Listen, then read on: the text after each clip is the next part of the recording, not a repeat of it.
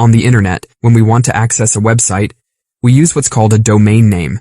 For example, wikipedia.org or youtube.com.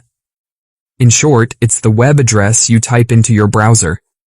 In reality, your browser needs the IP address of the server where your website is hosted. An IP address is an identification number assigned to each device connected to a network using the Internet Protocol. For this video, it means every computer connected to the Internet has an IP address. But, as you've probably guessed, it would be quite a challenge to remember all these IP addresses, and that's where the DNS, or Domain Name System, comes into play. It's going to translate these domain names into IP addresses. Now, let's dive a bit deeper into how this all works. Let me explain the notion of DNS hierarchy with the example of wikipedia.org.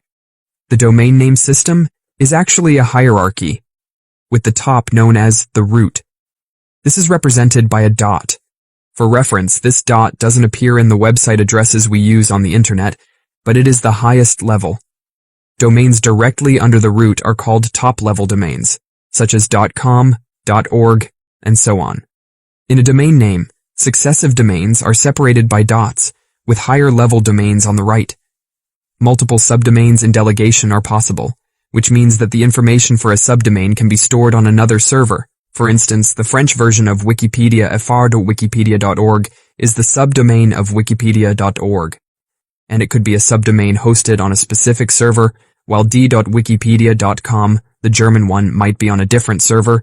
Resolving domain names involves traversing the hierarchy from the top and following successive delegations.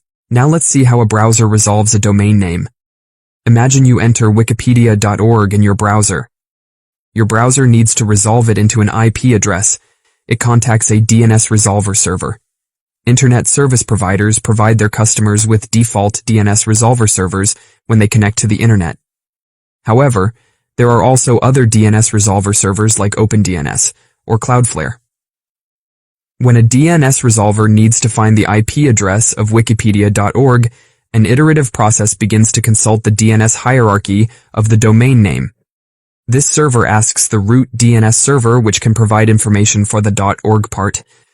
The server will indicate which servers know the information for the wikipedia.org zone. Then, the server will provide the information to get the IP address of the server hosting wikipedia.org. Once you have the IP address, the browser accesses it and displays the requested page.